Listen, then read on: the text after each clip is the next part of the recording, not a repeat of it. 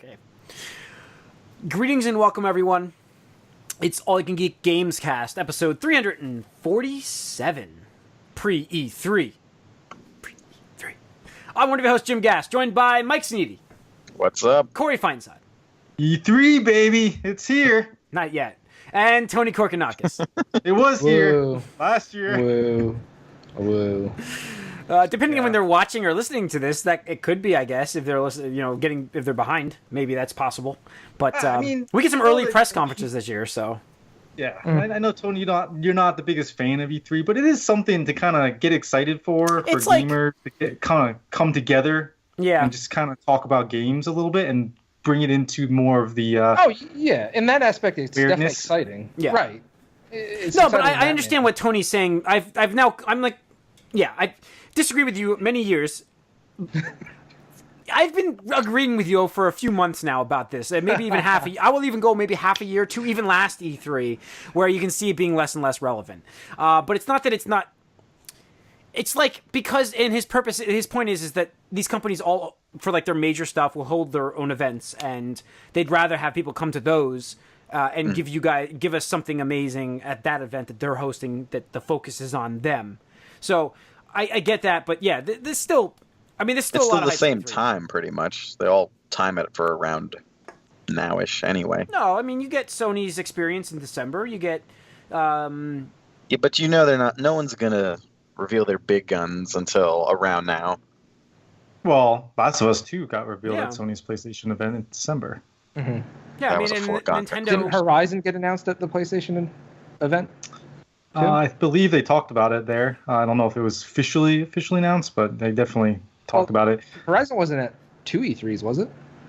I thought it was only... I don't remember seeing it too, because maybe it was. It kind of blends together. Also, I mean, they got the VGAs and stuff, which also that could also blur things around the PlayStation event. That could blur things. So. I mean, Nintendo had its own Switch event.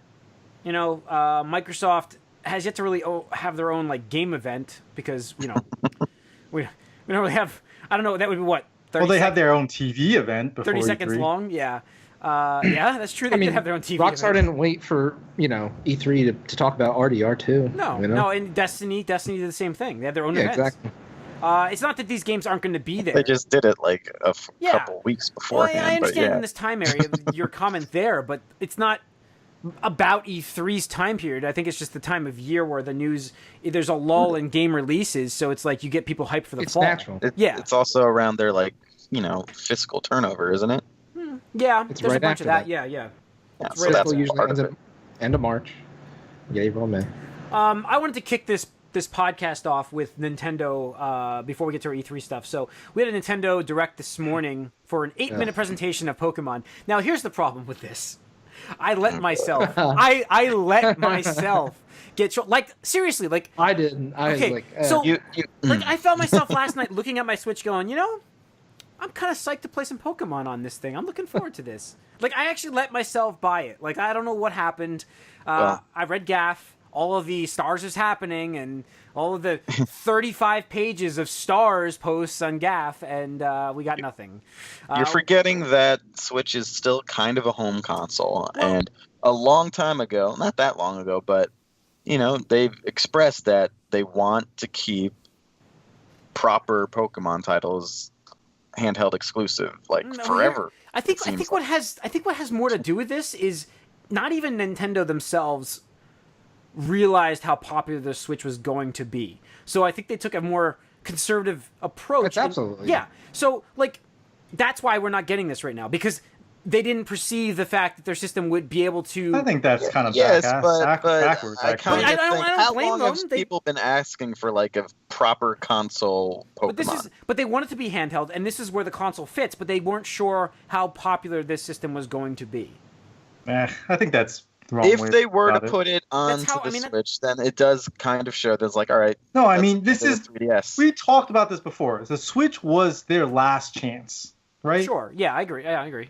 And you're not going to put your most popular, best-selling franchise on that console? I think it will be. I just don't think it will be announced this year. So I disagree with that notion, because I will say that Switch, back then known as NX, was our last opportunity for the home console market, but Nintendo always still had a future in the dedicated handheld market.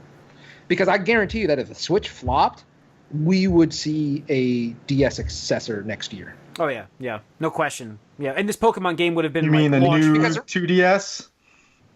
Whatever. No, exactly. I feel like we would have gotten an upgrade, and then I feel like Ultra would have been a new version of that on that system at launch. Right. Yeah. So we get announced today. We get Ultra Sun and Ultra Moon, which are taking a page straight out of Capcom, and they're coming out this fall. There's a lot of people upset with this, and I don't know if it was What more exactly does it add? Pokemon follow you, and it's all new Pokemon, but from other games. Instead of it's not new Pokemon. They took Pokemon from the other games and put it in this game, right?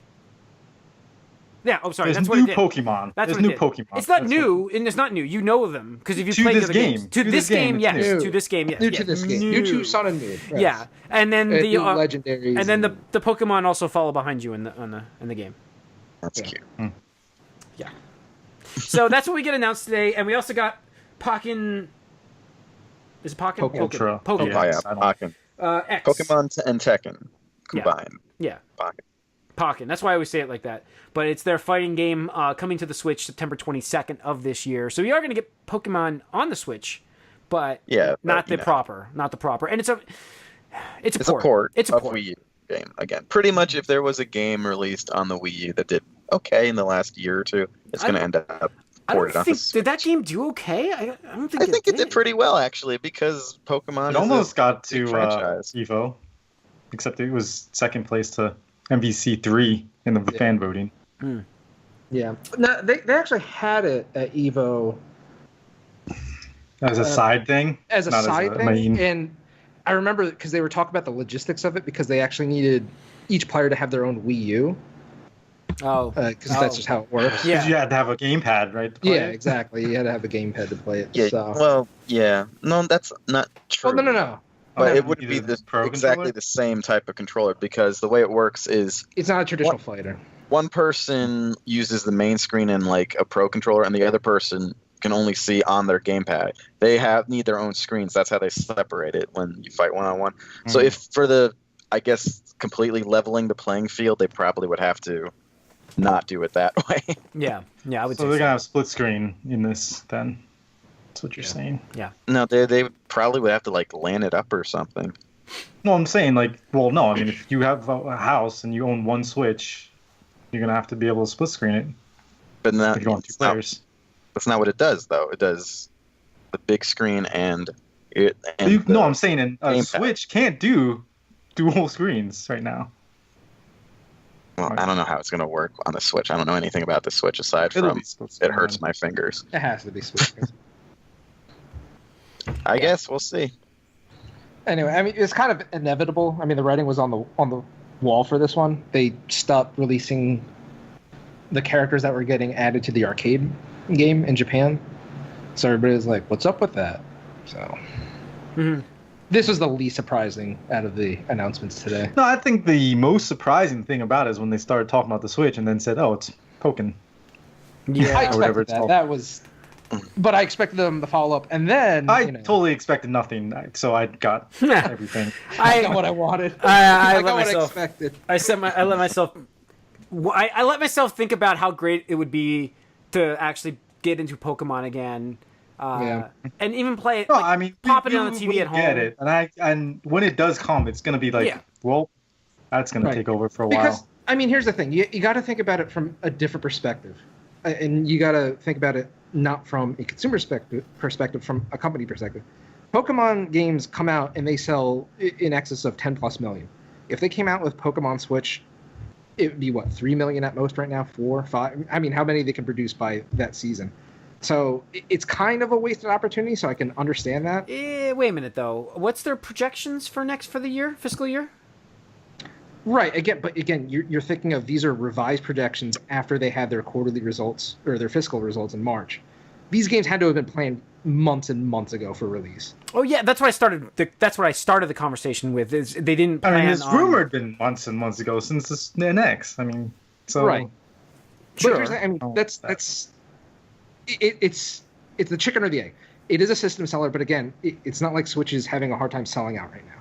No, you come out with a new version next year. I think next fall we get it. I don't even think we get it next year. Yeah, I think it's next fall. Yeah. 2018. The other thing to consider, I mean, because again, this isn't base Nintendo. This is actually Game Freak, which technically their own entity because they can make games for other platforms. That like they're making something I think for PS4 and PC, but I forget what it is. They might not be capable of doing a HD Pokemon game. And the reason I say that is because there's this guy on YouTube who actually makes some interesting videos where he takes 3DS games and using like an emulator and everything like that, he puts it in 4K resolution. And he was showing off like Majora's Mask and all these other games. And it looks really good. Like the assets, just the 3DS hardware just could not display them at, obviously a good resolution because it's like fucking... Yeah. I don't know. 240. I think it's 240. Yeah, exactly. So fucking shit. So somebody asked him to do Pokemon Sun and Moon, and the jump from 3DS quality to 4K is minimal at best. You're just like, oh, well, that's nice, I guess. So the assets weren't prepared with that in mind. So what do they do? Well, I think part of it is they had never really wanted Sun and Moon on Switch hardware. So the next generation, whatever generation they're on now, I think that'll be built from the ground up for HD release. Okay. With asset stuff. Because, I mean, if you think about it from, the other perspective, they're going to sell Pokemon on Switch for $60. Let's be honest. That's coming up for fucking $60. Yeah. I don't know if people were going to buy $60 Sun and Moon HD. Ultra? It No. didn't... I mean, you can play about Bomberman. It'll happen. Dude, come on. Are you serious they're not going to buy a $60 Pokemon on their Switch after they just bought Mario Kart Deluxe for $60? No. It would definitely Best sell. selling ever now? I mean, that's... I find it hard to believe, especially with how well Switch is doing. Corey, would you have bought it? No, absolutely. Absolutely, I would have. So there's Tony. Right, but Tony, you would have bought it. You guys didn't buy Sun and Moon last year. No, you're Doesn't right. matter, but though. I think a lot of new. But there are so many new Switch owners, and that's the idea behind re-releasing like Mario Kart. I understand. Again, but again, if this were released in October, how many Switches are out in the wild? 5 million. But that's even if it's 100% ratio, 5 million Pokemon games. Let's say it comes out in November for the holiday rush. You're looking at they want to have 10 million consoles out around then. I don't know what you're thinking there though. Like even if you have 5 million consoles out, you sell 5 million Pokemons, then 2 years or even a year later, you come out with the next one, Pokemon Ultra. Yeah, it doesn't. You're right. It doesn't. You're right. It doesn't matter. You're right. It doesn't matter. It's Pokemon. I'm not saying it wouldn't. Now this one comes with Pikachu and shit, and it's yellow. Fucking Pikachu edition. Just keep selling you stuff over and over again. Yeah. Fuck that edition. Fuck that edition. Requiring you to buy not just 2 games, but 3. I mean, to me, that just doesn't make sense. I'm just saying I can understand the hesitance at all. But regardless, we will see it eventually next year. Yeah. Calling it. All right. It's really weird, really quick just to talk, because Eurogamer was the one that leaked the rumor way back when. And they confirmed other details about the Switch launch, so it's really weird that they were off on this one. Yeah. I don't know. That's what I was reading. They've been hitting everything else right. Slight chance, but you ask that chick on Twitter, Jim. You should have asked her. Oh yeah, her and I were like that, right? Arcade girl. Anyways, so we'll see. We'll see what they're going to announce. We'll go through E3 predictions, see what happens there from us, what we're thinking of. But Sony, let's talk about Sony today, about backwards compatibility. We had a good discussion going on in Slack about this. The feature. I love that. Maybe it was in private. It's like I love going to GAF, and that Xbox 360 backwards compatibility thread's always there on that first page, and it's always like the headline of that thing is the feature everybody always wants but nobody ever plays. It's like that's the headline of it, and it looks like stats coming out now wise, not many people use the 360 backward compatibility in Xbox One, so it's like having the global sales chief Jim Ryan come out and saying why would anybody want to play this. Maybe he's just going by the data. I mean, it's not the greatest thing to hear somebody play. He absolutely is going by the data, but that quote is taken out of context from our Slack chat conversation, and that's not what he's talking about as far as the data goes. Data is concerned. But I understand you can apply it to that, but at that moment when he was quoted, that's not what he was talking about. He's talking about looking at a PS1, PS2, and PS3 game or PS4 game. All of them. Yeah. Yeah, and looking at all 4 of those games, saying like, well, why would you want to play the 2 on PS1 and PS2 when you can play these other ones? Well, I thought Gran Turismo 2 was fantastic. I really enjoyed that game. No, I understand but I'm just saying, like, you have options that look prettier and play well. Like, so that's where he was quoted saying that. And yeah, I understand there are some games that that does not apply to whatsoever, like your Mario games and stuff. But and yet they don't have any problem re-releasing a racing game like that has multiple sequels. Are you going back anytime soon to play Gran Turismo 2, Jim? No, I don't know. It just came out on. It sounds a lot like the fact that they don't want any backwards compatibility, because they even said it in the article that Tony posted. And it's like what you say, Tony. It's like it costs money to do this. They don't have unlimited funds, and if nobody's purchasing this stuff, why waste your resources on it? Well, right, okay, I understand that, but why are they releasing PS2 games on PS4, PlayStation? That's what I'm saying. Because it's resources, man. You have to have resources to make this. This doesn't just come out of nowhere. It's not magic. Sure, I understand, but I know, but they would be bought and separately. Possibly. They're saying right now nobody really cares about those older. This one guy is saying that what you said is out of context because he's looking at a freaking 32-bit game compared to now. We're saying racing game too. Nobody's playing it. Jim just said nobody's playing these games. That's what's coming out. The data is a title of a gaff thread, according to Jim. No. That's $50,000. That was just a headline game on PSN. Let's say you take Gran Turismo 2, you put it on PSN so you can play on PS4. It costs you $50,000, and you're selling it for $10.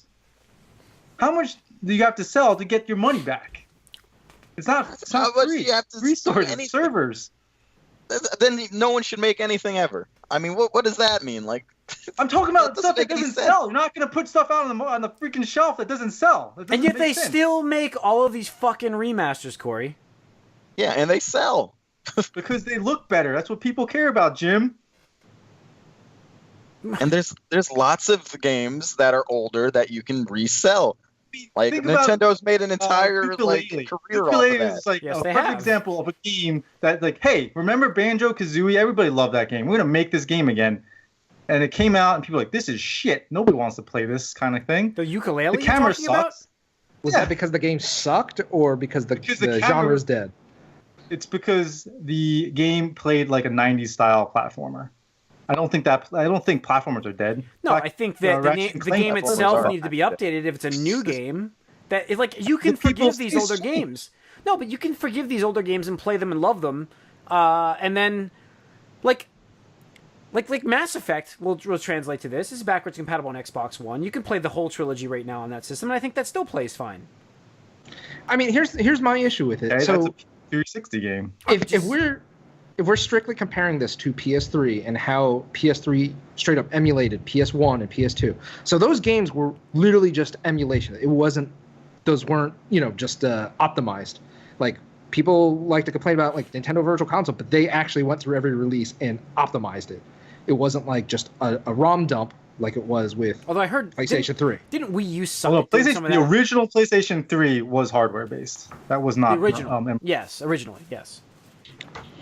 Right, but later versions could still do the PS2 titles if you download them, and PlayStation 1 downloadables. You can't tell me that a PlayStation 4 can't hard run PS1 and PS2 games. I think there's a bunch of bullshit. They don't want to put the resources to it. How much? But it's not that much. Like, Corey, you'd play Suikoden. You don't know this, Jim. I'm just saying. You'd play Suikoden. Yeah, sure. It's a great game. I'd play it again.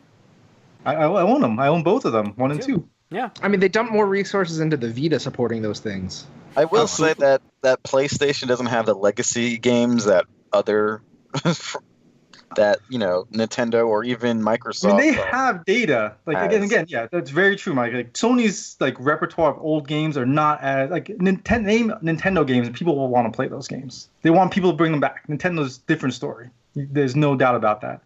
But I don't know. You don't think people would go crazy I don't really if care God about of War 2 but God of War 2 was available to play right now? What? You guys are talking over each other. I can't hear you. God of War 2, people would buy that up like crazy if it was available. Just remaster it a little bit. They'd buy that up like crazy. You don't think so? I'm not like crazy. No. I think that would be a big deal. Oh, I think that it's a nice feature to have. You can't. I don't think it takes that much in terms of resources to use. I mean, they did it on the PlayStation 3 for forever. It was hardware and then it was software. It had done it for a while, and Microsoft's doing it now, and it seems like they're churning out more and more each week. Okay, well, let me ask you this, Jim. Would you rather have Microsoft and they did it on 360 too? Take away resources to actually make games instead of bringing out their old shit? And hey, no more backwards compatibility. Now we're gonna make games. Nintendo's also Nintendo's a better example here because they can't make games. Nintendo's a better example because they re-release their stuff all the time, and it's always re-emulated on the new system. So it's like they have to redo this every time. You can't tell me it takes that much effort if they're doing it every time on systems that, by the way, are the least performance-wise on the market for that generation. People have an affinity for Nintendo games that they don't have for Sony and Microsoft. They'll buy them. You're saying they'll do it because they'll buy them. Yes, they've proven that already. Like, you don't like backwards compatibility, and you're already talking about the Virtual Console and how you're going to buy stuff on it. This guy there. Yeah, but I mean, okay. But there are people who would be interested in games like God of War or the original. Sure, there are people like stuff like that. But it's the same Tomb people Raider, that are going the to old see Tomb Star Wars Raider. Episode 8, Jim or Mike. So same people. Yeah, because they're both white. I'm just saying, like, if there is hard data that proves that nobody's really that there's not enough. There's no hard data that proves that. That's what they're saying. It doesn't matter if people buy them and they don't play it. It doesn't even matter to the companies anyway. You buy stuff like that just because I can play this old game on this system. They'll probably barely ever touch it, but that's okay from the company's perspective. Sure, if you get the sales, that's fine. But I don't think it's selling. That's what my point is. Here's my takeaway. So, Corey, I can totally understand and agree with you that, like I said before, these companies don't have infinite resources. They can't just do everything that we want them to do, consumers want them to do. Even it will make them money because it's the ROI. If you invest $1 million in one project and it's only going to make you $2 million, or you invest $1 million in this other project and it's going to make you $100 million, well, pretty obvious where you're going to put your resources. So that's aside. It's just the way this guy said it is, why would you want to play those games? Fuck that guy. Fuck that guy real hard. Sit on these and spin, motherfucker. Like, there's so many more PlayStation 1 and 2 games than I ever played on PlayStation 3. And up until this year on the PlayStation 4. So fuck that guy. I mean, if you go and rank systems for PlayStation, it's 2, without a doubt, as being the number one system that they've ever made. In terms of popularity game-wise. They made so many classics. 2, then you could argue 1 or 4, and then 3. No, I'd say 3 is better than 1. Easily. That's not what I don't think most people would say that. Yeah, I'm sure most people wouldn't say that. I mean, I was a Sega guy during that whole time. So I had N64 then, but people were crazy about like Resident Evil. That's where lots of people came across Metal Gear. Yeah, and all those JRPGs. I mean, I love JRPGs, and there's a ton of JRPGs. Mike, take it away. I mean, PlayStation 3 was a fucking waste. And I love my PlayStation 3. I don't know. I mean, like, those were games, all of those games I don't have and wouldn't play. I might go back if there's a backwards compatibility from my PlayStation 4 to play those Metal Gear games. Here's what I'll say to you to that. Even if I were to acknowledge that, okay, I could see how somebody would say the PlayStation 3 was better than the PlayStation 1 release. I could see that. But here's the thing. Most of the best-selling PlayStation 3 titles are available on the PlayStation 4. Sure. Last of Us, Valkyria Chronicles, God of War 3. All these titles are available on the PlayStation. And people have bought Last of Us. They bought Uncharted. But that's not backwards compatibility. Yeah. Right. Again, but this is they're investing into their own ecosystem. Mm-hmm. So this is pure greed on my part. Like, it just hubris, literally hubris on Sony's part. I can't even say it's greed because they're saying that there's not enough data to show that it's working. So. And then God of War 3 comes out and it really kind of bombs. I mean, there's a remaster. I think it is a little bit because, okay, they release Uncharted Nathan Drake Collection right before Uncharted 4 comes out. They release God of War 3 remastered in advance. And I would much rather have remasters than the backwards compatibility myself. I'm totally on the other side. I understand. So you want to buy it twice for like a little graphical upgrade rather than just pop it in or just do a license.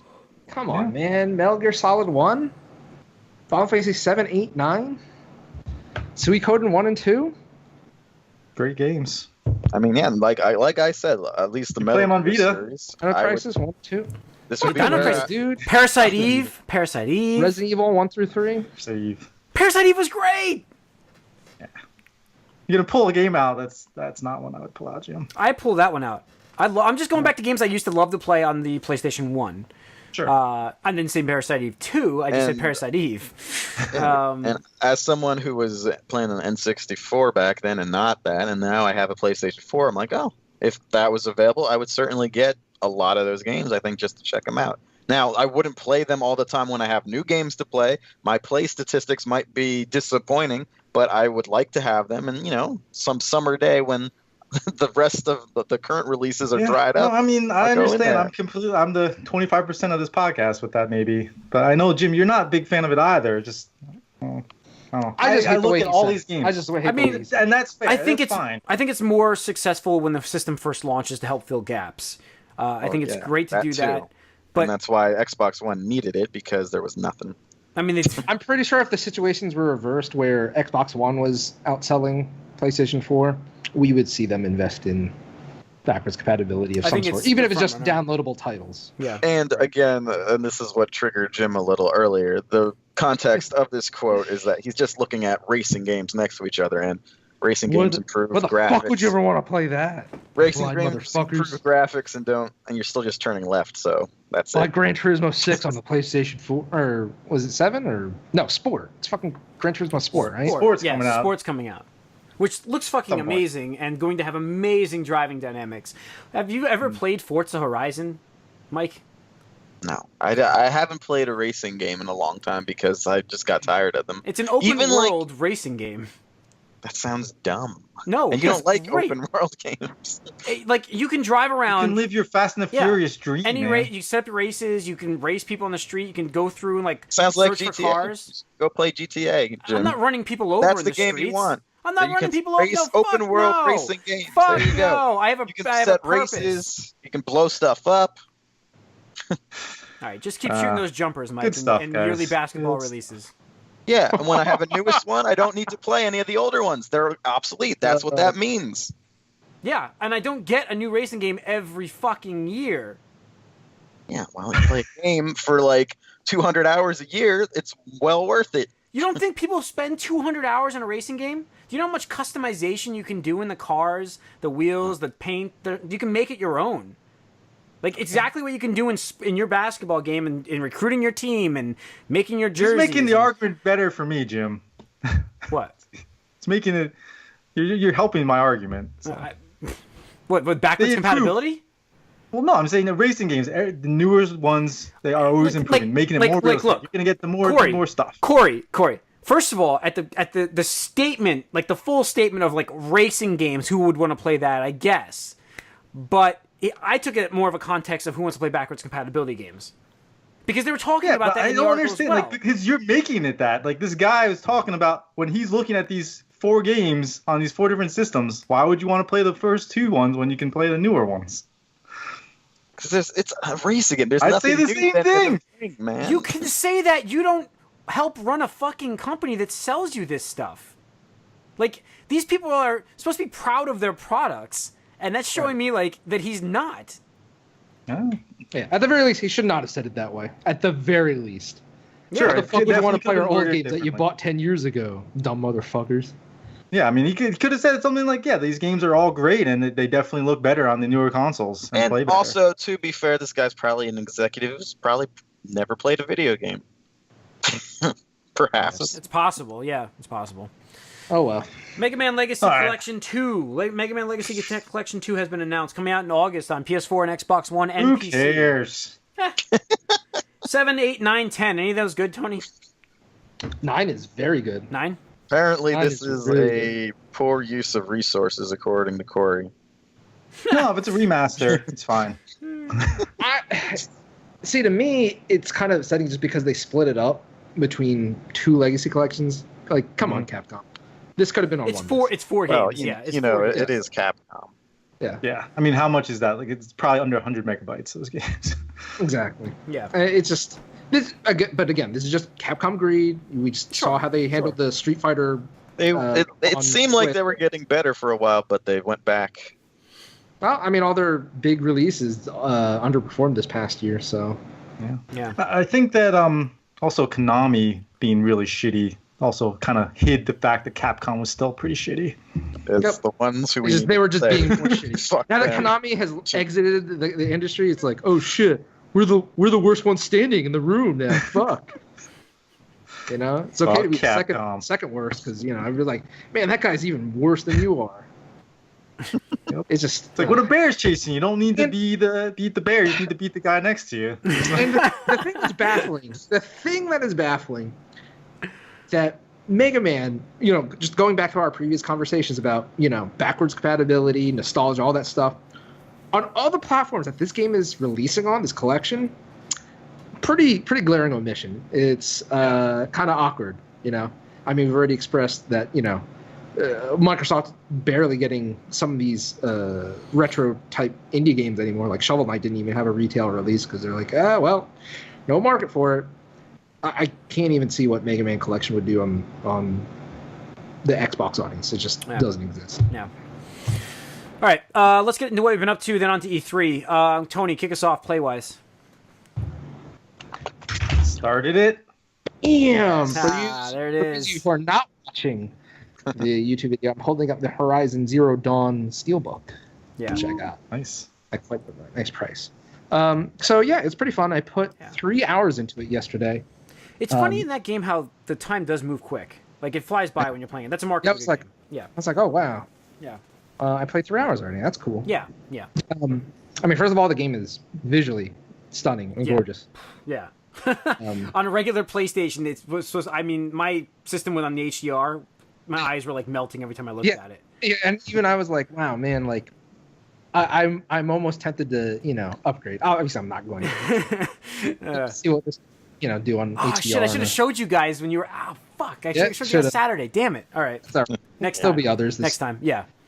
But yeah, the story is interesting. I think they did a good job of setting it up. And so far, I've only done a couple quests and some side quests, but it's interesting setting. What I kind of expected going into it.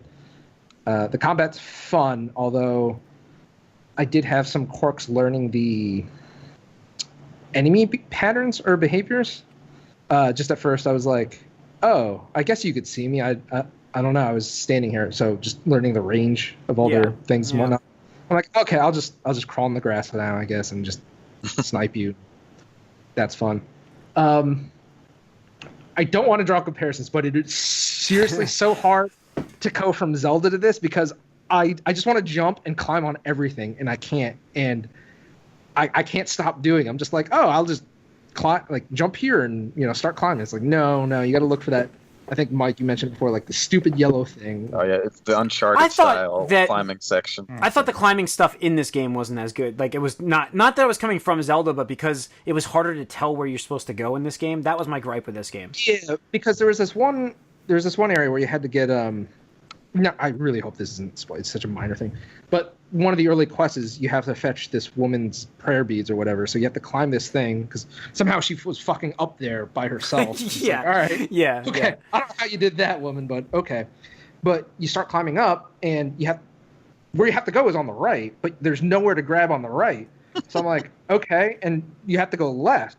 But it's not really apparent that you have to go left. I was like, all right, I guess I'll hold this opposite direction. It's like, and then she jumps, and I'm like, oh, so she could jump over there. Okay.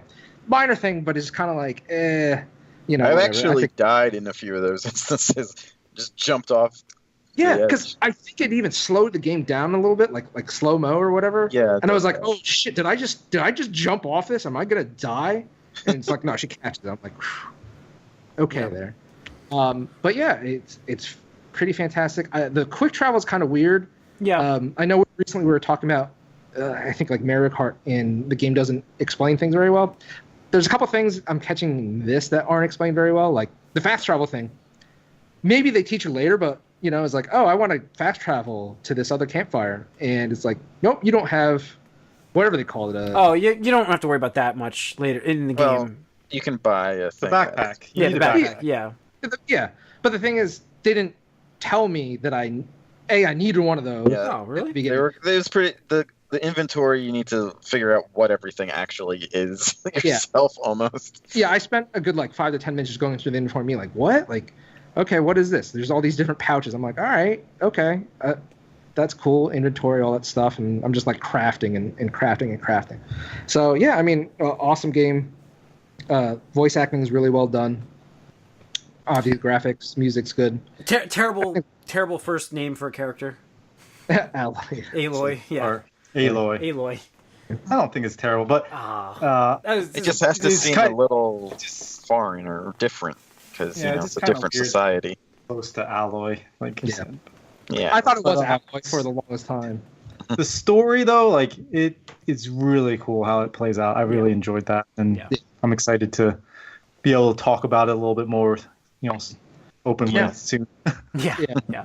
So the one thing I will say, and it's just really nitpicky, so I don't want to come off as overly critical of it, but it's something I noticed because I was listening to our post E3 2016 podcast last year, and I feel like Sony, now that they have had success with Last of Us, they have kind of a formula almost where it's you have Joel, the older grizzly experienced male, and then you have Ellie, who's the younger innocent girl.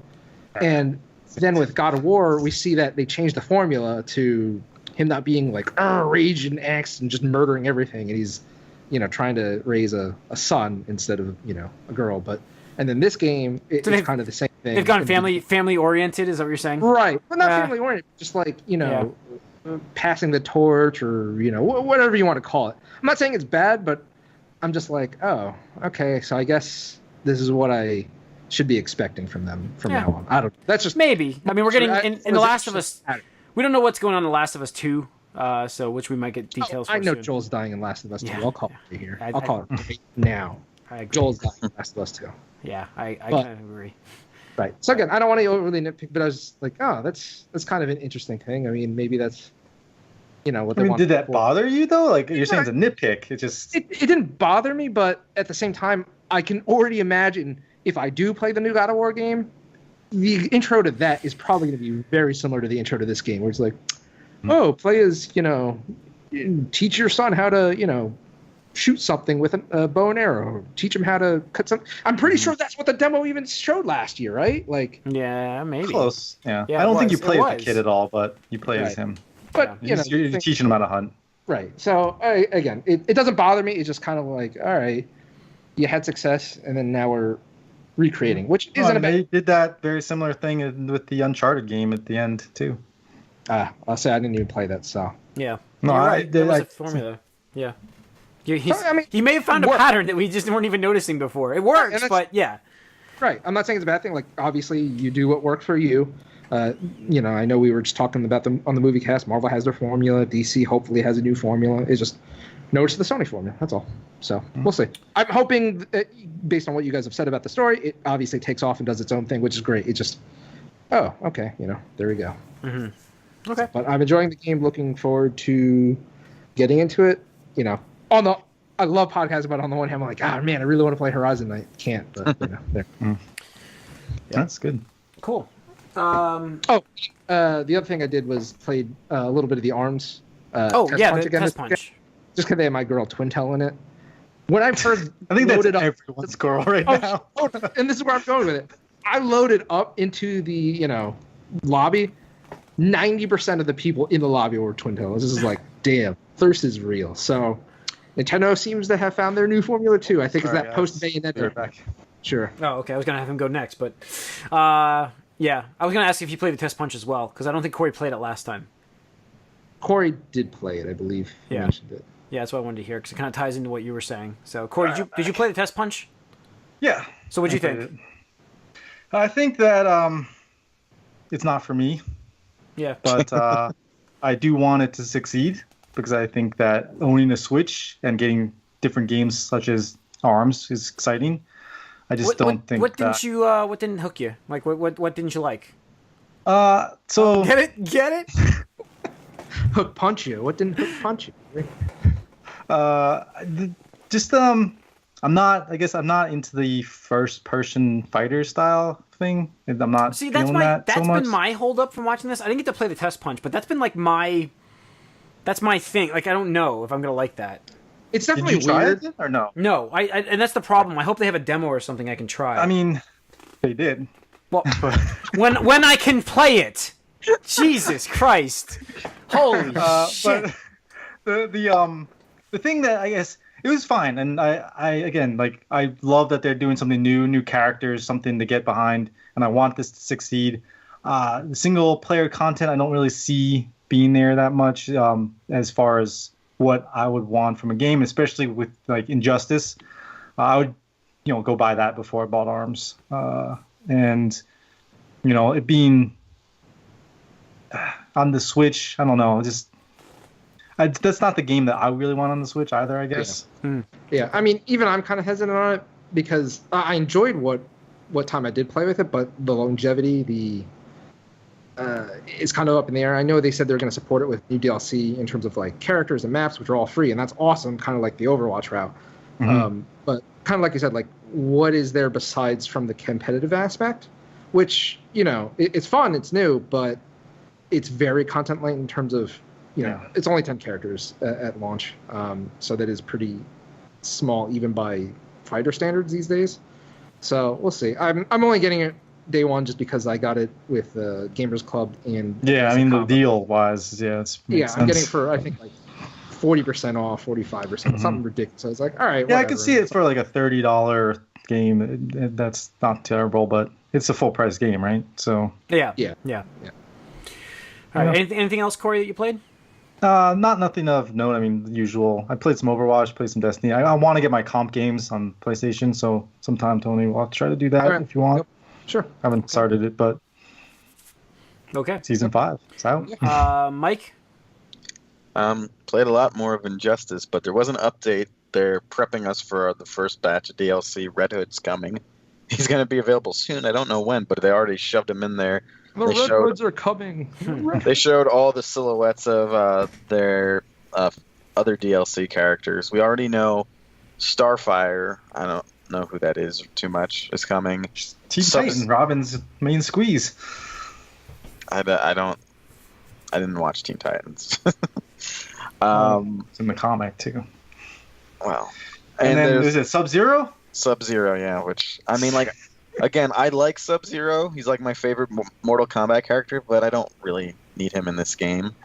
Yeah. So that's a little annoying. There's also, you see the other silhouettes, and we know, and you can sort of guess who they are based on the silhouettes for a few of them. We know that we're going to get Black Manta almost for sure because his silhouette's pretty distinctive, so that'll be cool. And there's a little guy, so we're probably going to get the Atom, which makes sense too because I think they have all those like CW characters they want to shove in there and give you those alternate skin packs with I think the actors. I don't know if that's going to happen for sure, but I did hear rumors of that. So the fact that they're all in there does seem pretty likely to me that those like premiere skins are going to happen. As for something else, I did while that update was actually loading, I did check out the Marvel Omega thing. Oh, nice. Oh, nice. I mean, maybe Simple. I'd have to get into it further, but I like the cartoons that led up to it in the beginning, but it doesn't feel quite right. It feels kind of cheap, but we'll see. Free to play. I know. I can't shake the feel of free to play from it. When I started to play it, I'm like, Yeah. We'll see. We'll see if I can get into it more, but you definitely have to get a little further because, like I was saying last week, I played the beginning with my feet. Like that's how easy it was. Yeah, you can't really die. Yeah, I got to play that myself. It was fun actually. I got through the whole intro sequence. Picked up my first hero with credits. I went with Nova. Okay, interesting. Yeah, I know what it was. I don't know much about the character, so I thought I'm gonna play. Unbeatable Squirrel Girl right here. Oh yeah. So no, I went through that. Pretty sure I chose Cyclops. Nice. I think it'd be good like with people though. Like if we all played it together. Sure, I would play if you guys played it. Yeah, I mean it was cool to play through it, and I thought it was fine.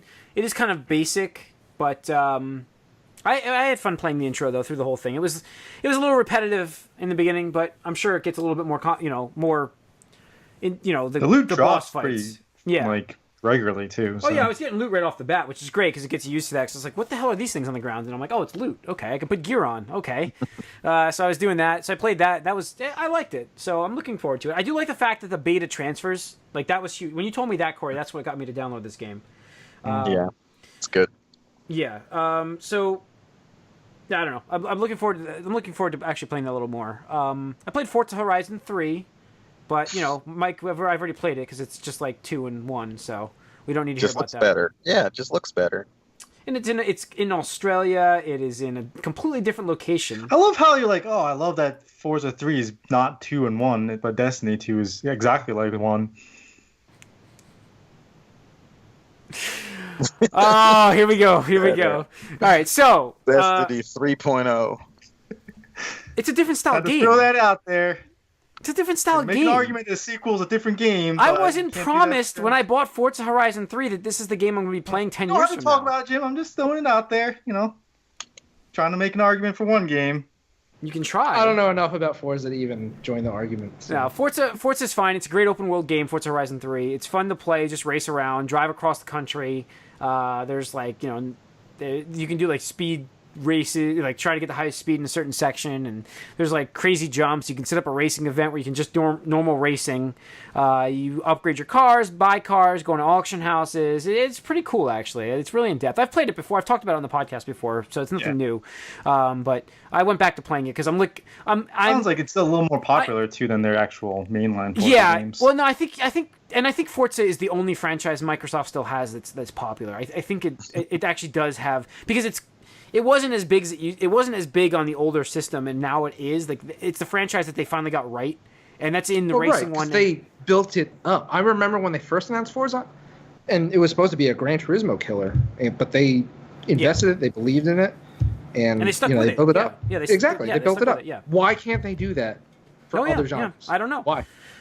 I don't know, but let's get need into to create something specifically new in other genres. Let's get into the E3 predictions before we get into a completely different topic. I was helping you out. Yeah. Microsoft's press conferences first. We're going to do the big three. Did you guys want to do like EA or Ubisoft or Bethesda? New sports game, Mike, do you want to predict something crazy for Bethesda? Do you want to? Well, the only thing, the thing about Bethesda, though, gonna I have to give them credit for it. Last E3, every game that they showed came out already, or has come out. It's true. I said it was impossible. But they might talk about some sort of new Elder Scrolls game. I think, I don't know. I think we're getting a new Dragon Age. If I want to do that quick. I think that's a given. From EA. Yeah, that's a given.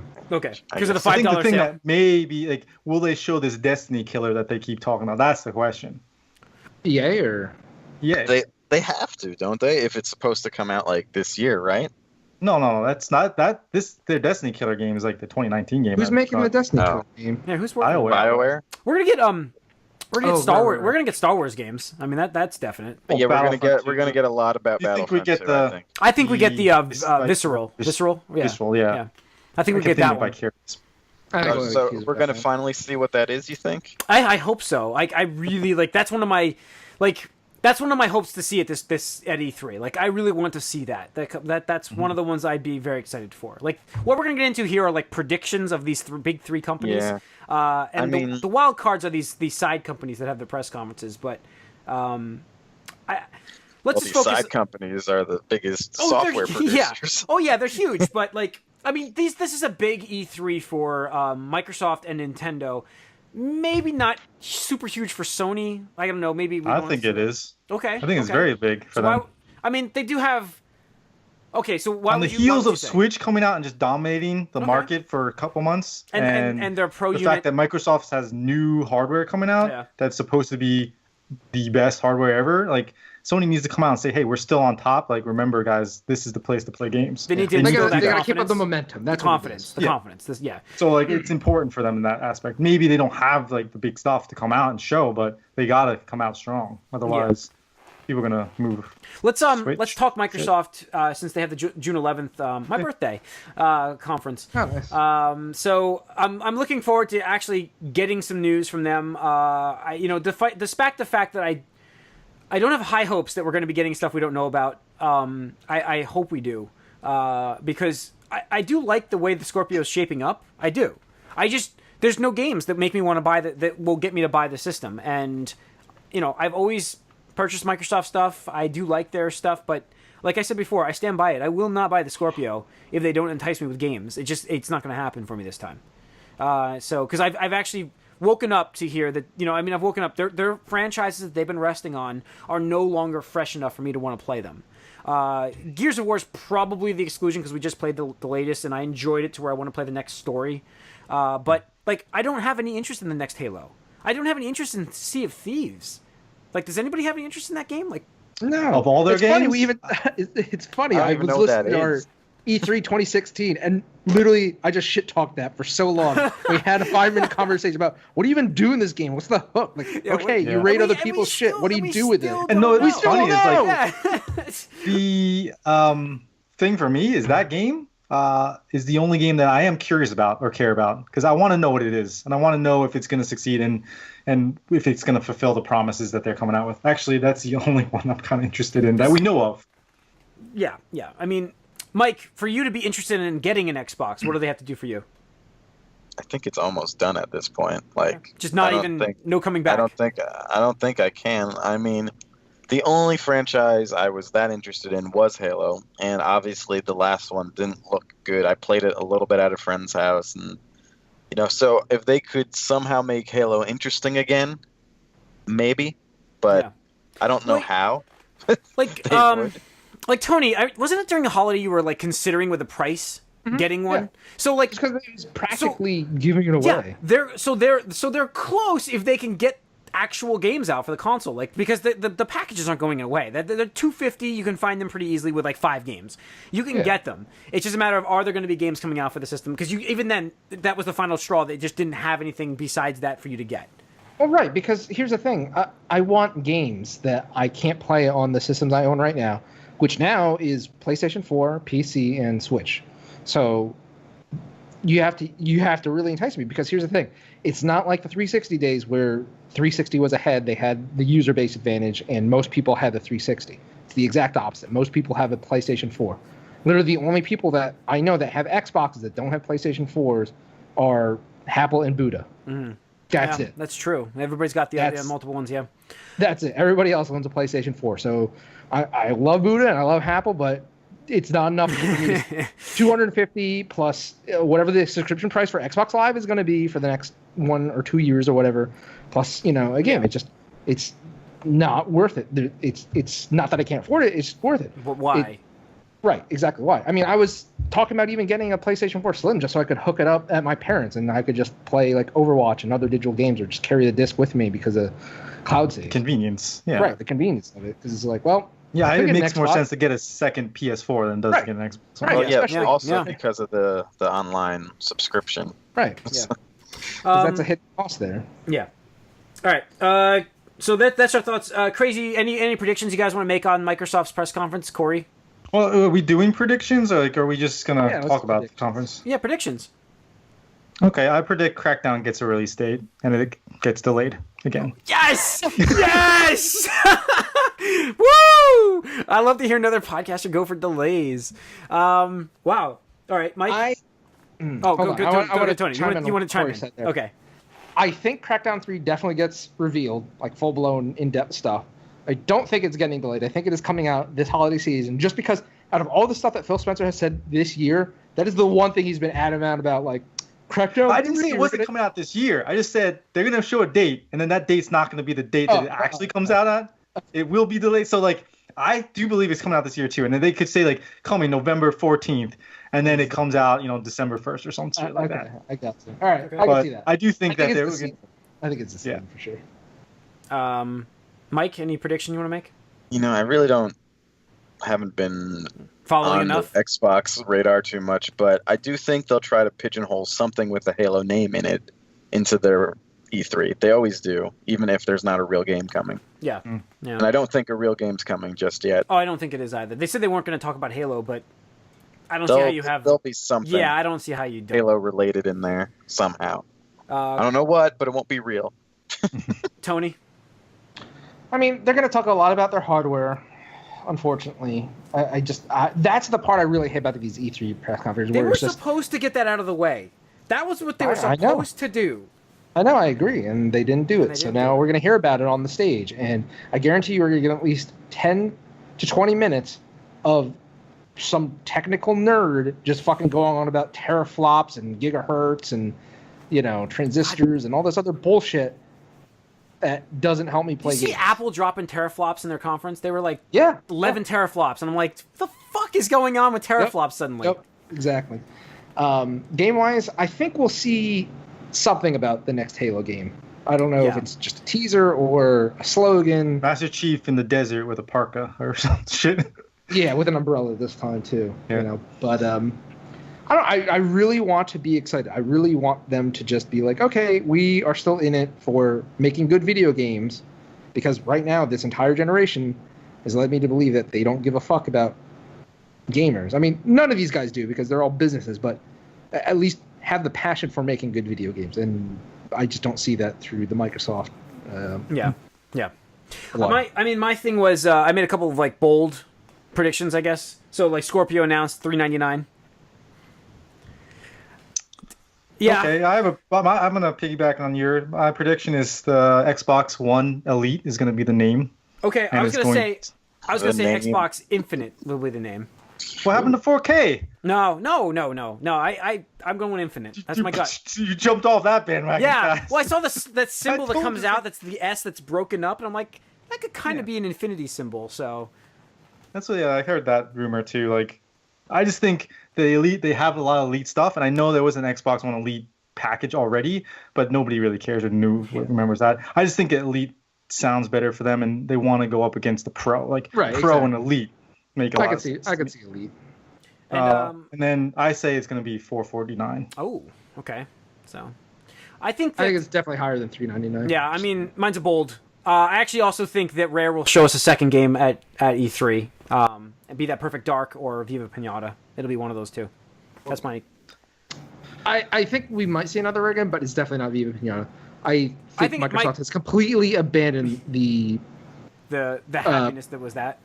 The kids market. I mean, they're all, and that's the thing is, you know, I don't want to get into it too much, but Sony and Microsoft primarily care about the core demographic this generation, especially. Well, that would coincide with them releasing another Perfect Dark, though. Right. So exactly. I think that's more than likely. But I mean, that's not more than likely, but that's a you know, I think that could be there. All right, so we went through. Anybody out there? Any other one for Microsoft? November 14th, Xbox One Elite. It's not crazy. I expect that too. I expect that too. So their anniversary was it November 15th? I think, isn't that really what it is? I don't know. What color? Black. It's black. Yeah, it's black.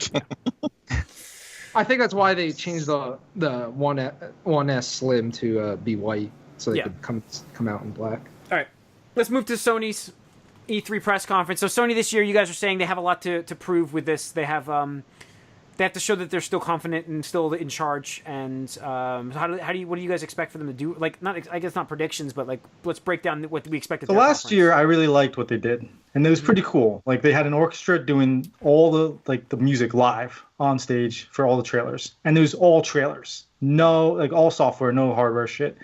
I think they do something similar here, and they need to kind of have a section where it's saying, all these games are coming out this year, and show Spider-Man, show Days Gone. God, I don't see God coming out. I don't see it coming out this year either. I think, what is it? They said that, I forget how many there were, 9 games? Like 8 of the 9 or 7 of the 8 games came out in March. So I think March is pretty safe bet for God of War. By March, definitely. But I think that they have to come out with a section that's like, these games are all coming out, and you can play these games this holiday or something. Okay. Like that. Yeah, Mike.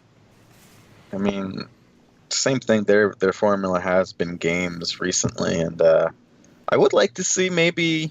I know this might more be wishful thinking than like an actual prediction, but I'd like to see them actually talk about DLC for Horizon or something like that. Even though it's just DLC, but I'd like to see something coming out along the lines for their big exclusive that caught everyone a little off guard, I think, and it's probably the big story for them of this year. Yeah, so far. It's I mean, I'm looking forward to what they're going to show us game-wise. I think we'll see Death Stranding's actual game. That too. Yeah. Not the weird trailers that we're getting. We might get another weird trailer too. I think we'll get lots of Spider-Man. Whether it comes out this year, this is me we're talking to. Spider-Man's the big game this year. I'm calling it right now. That is their believe it or tentpole not, holiday release. Believe it or not, it is my Sony prediction. Spider-Man releasing. You can't see it on my phone. Sorry, it was just a glare. But Spider-Man release date this year is one of my predictions. What's the date? It's their November title. Absolutely, 100%. My prediction is that it might be either delayed or disappointing what they show at this E3 because I feel like it's been too long since the initial footage without like any mention of what was going on with it. I mean, see, I'm the exact opposite. Like you say that it's been so long. I think because it's been so long, it's going to blow expectations away. Yeah. I don't know. Normally, like, there's little like half-hearted leaks when things are going well. That like they're like, oh, by the way, this is still happening. Here's a little bit of hype to get you ready, but there's been nothing. No, usually when the leaks come out, they're kind of bad a lot of time. Like Horizon had a terrible, like all these like this game looks like shit and people can't blah blah and like it's gonna be terrible. Like Horizon had bad stuff coming out constantly. No, that's a real leak, not like a wink leak, which happens sometimes. Yeah. Tony, what are you thinking here at the show? What do you expect to see? Spider-Man is their tentpole release for the holiday season. As far as new games, hold on. Finishing that thought. God of War, I think, is going to be early next year. In fact, I think the success of Horizon in March is going to encourage them to release that in March. Yeah. And kind of fill that Horizon / Uncharted season there. I think the success of just both Horizon and Zelda and the other games in the spring have shown a lot of confidence that if you come out with a really great game, it doesn't matter when it comes out, that people will buy it. Yeah. As far as new announcements, I kind of expect Bloodborne 2 to be announced. Oh, wow. I feel like I think From Software is going to show a game no matter what. Like, even if it's not Bloodborne 2, it's going to be From Software. Yeah, I definitely feel we're getting it From Software. I just feel it's going to be Bloodborne 2 because, it's one of those... The popularity of that game. The popularity, critically acclaimed, all that good stuff. Did you see somebody had like a mock-up of a image that said Bloodborne kart racing? No. That would be it was like a leak. Like it was all fuzzy and like it was pretty hilarious. Yeah. What else was I gonna say? I feel like they might announce what was it gonna be? A new Japanese studio game. Just because what was it? Last Guardian's out now. Not that I expect it from that team, but I feel like they're going to show something else that is coming from one of their internal Japanese studios, and it's probably going to be a little, out there, either in the wacky, zany, crazy area, or like again, kind of like Last Guardian, Shadow of the Colossus, and Ico, where it's going to be artistic and that team. Do you think that team just got right back to work on another team? Ico got no, and you're right back to work on something else. We wouldn't even see it until PlayStation 6. So, what is no, we'd see it. We just wouldn't see it. We wouldn't see it out in the stores. It wouldn't get released until PlayStation 6. It would just skip 5. I mean, bold and crazy predictions. I think a bold prediction, I think we see a price drop officially, like significant, like $349 for the Pro, $249 for the system officially. That would also... I think it's too early for that. I think it puts massive pressure on Microsoft announcing their new Xbox system at like... even $399 in my prediction, or $499 or $449, it makes them look really terrible. I'm not saying it won't happen in time for the holiday season. I just don't think they announce it here at E3. There's no because if you announce a price drop at E3, like, hey, we're gonna. But they used to always do that. They used to always get price drops announced at E3. Like that used to be the way. Like we would hold inventory and you would get them like a price drop and sell them cheaper. How many years ago was that, Jim? That was years. I'm just saying. I'm not. I mean, war changes. It's summer. That's what you want to do. Yeah, you're right. Where does change? Any other bold prediction, guys? Corey? I think that, like, kind of harking back to our conversation earlier, they're going to bring back a old IP and show something, Sly Cooper or some shit like that. They're gonna go platformer again.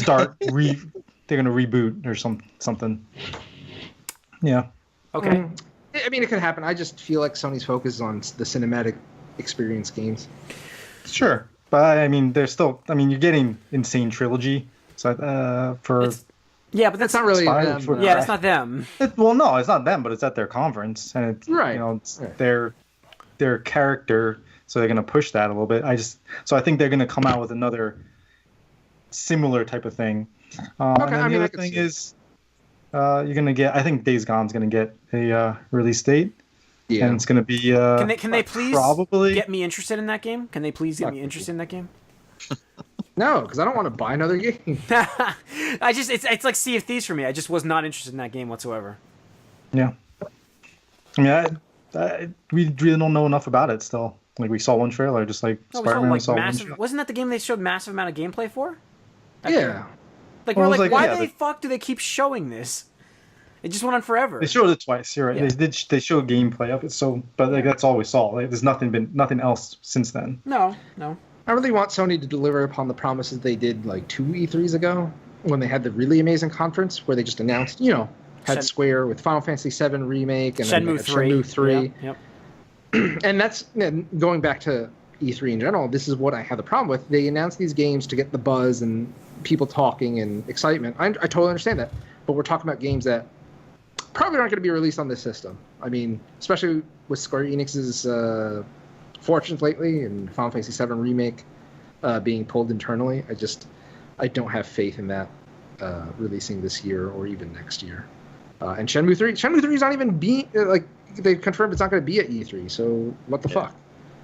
I think Shenmue remasters could be though.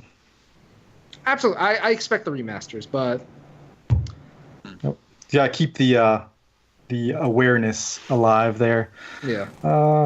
But right. Yeah, I mean, there's always, I think they shadow drop something maybe too. Like, hey, guess what? Play it now. Oh, you think? Did they do that last year? Maybe an indie game. They did.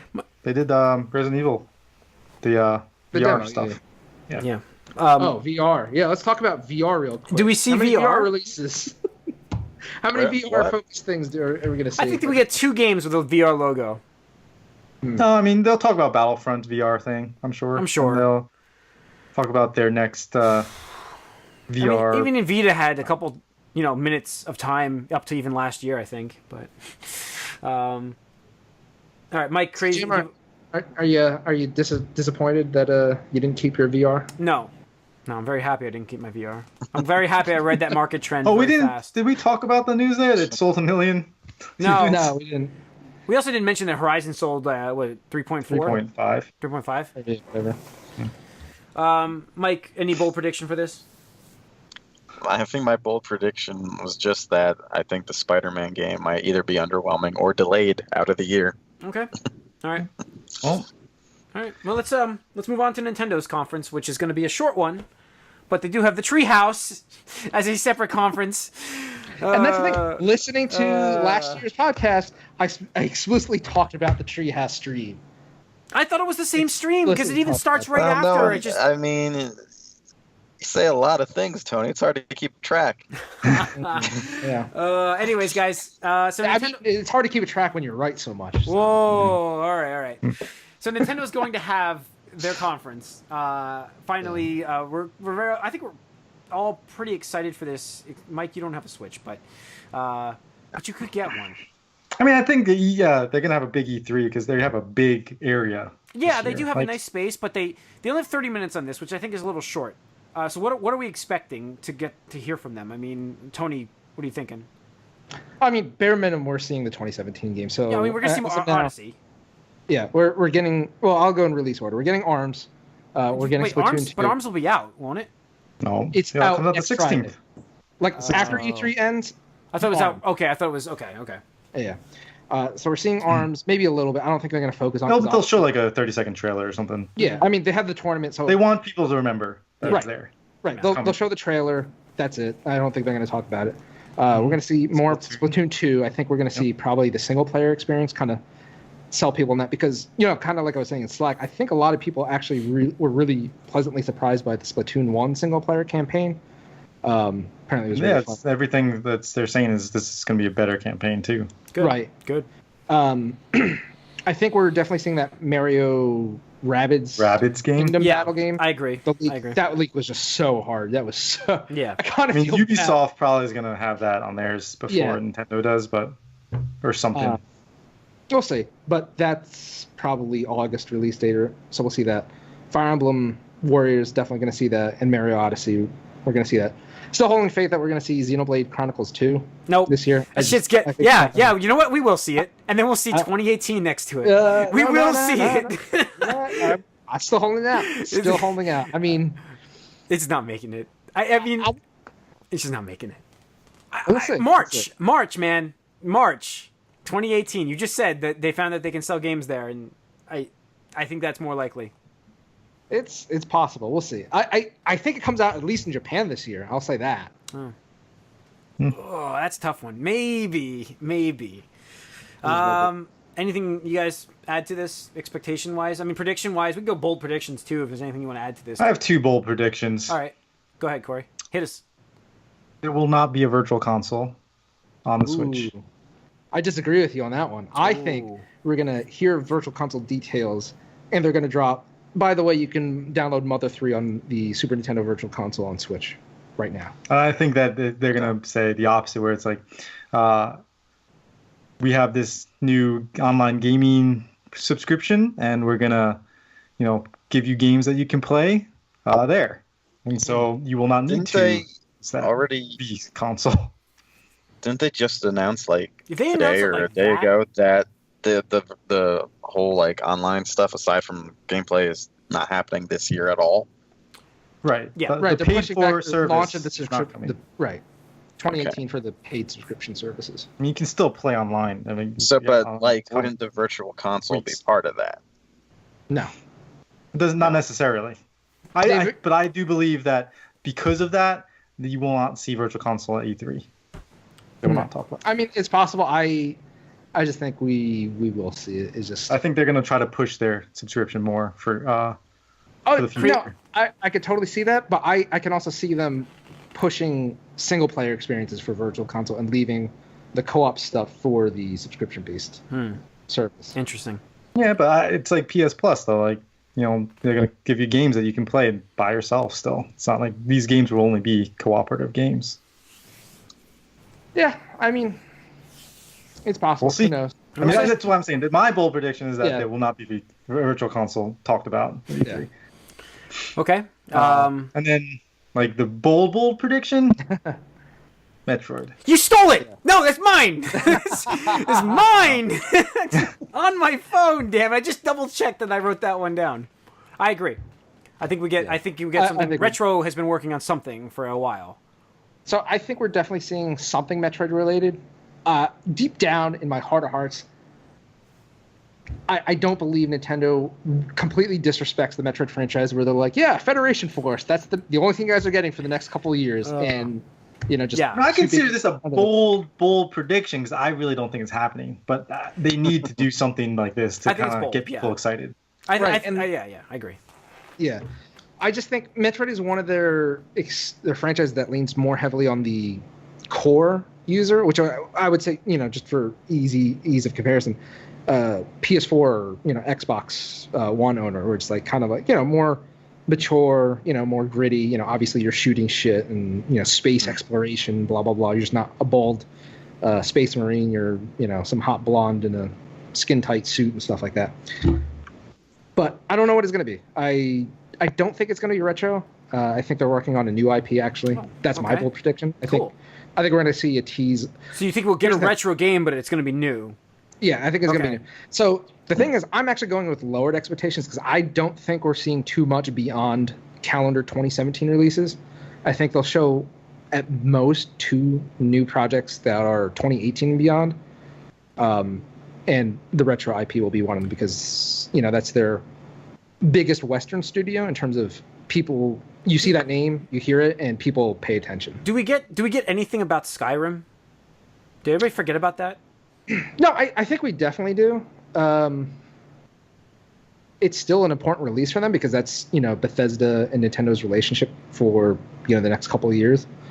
And again, it could have been at launch, I'm pretty sure, but back to what I was saying, people are buying Zelda. They're probably not going to buy Skyrim, on the same day.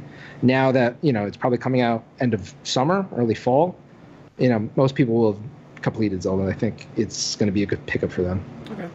Mike, do you have anything to add, Mike? I know you don't have the Nintendo system, but what are you looking No. for? What would get you interested in a Switch? What would get me interested in a Switch? Smash Brothers already, but they're not going to do that yet. It's too soon. That would be a bold prediction. That would be a bold prediction. Yep. No, I mean, just that's the don't. thing. I don't see it After this yet. Pokemon Direct, man, like them kicking everyone in the nuts like that, just. They Yeah, I don't think there's gonna be too much for a while. On this system, like that's why I didn't get it. Okay. Right. They'll cover. I'm sure they'll cover the Mario Odyssey game a lot. Like, sure. I think that it's gonna be the star of its show, by a bit. Is that playable? Playable? Yeah, absolutely. It has to be. Playable by whom? Corey, it better be. Everyone. If it's not playable at E3, it's getting delayed. Yeah, absolutely.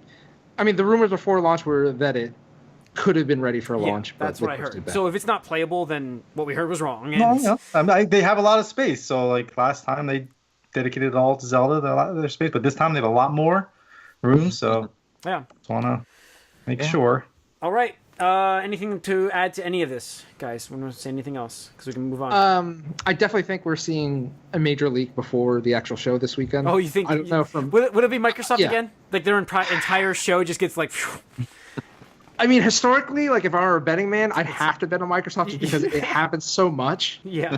So there you go. Yeah. We'll see. All right. That's going to wrap up the E3 Prediction podcast. Listeners, viewers, thanks for tuning in. Write us podcast at allycangeek.net. Follow us on Twitter at allycangeek, and like us on Facebook. Subscribe to our YouTube channel. If you're not, you can view us on there.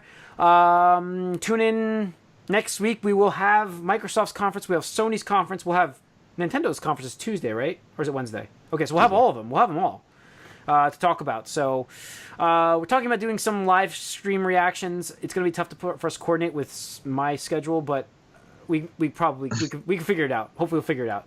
So keep your eye on that on Twitter. We'll tweet about it if we're going to do it. And keep tuning in. Thanks for listening. Thanks for viewing, and good luck to these 3 companies. Sound bands. Yeah.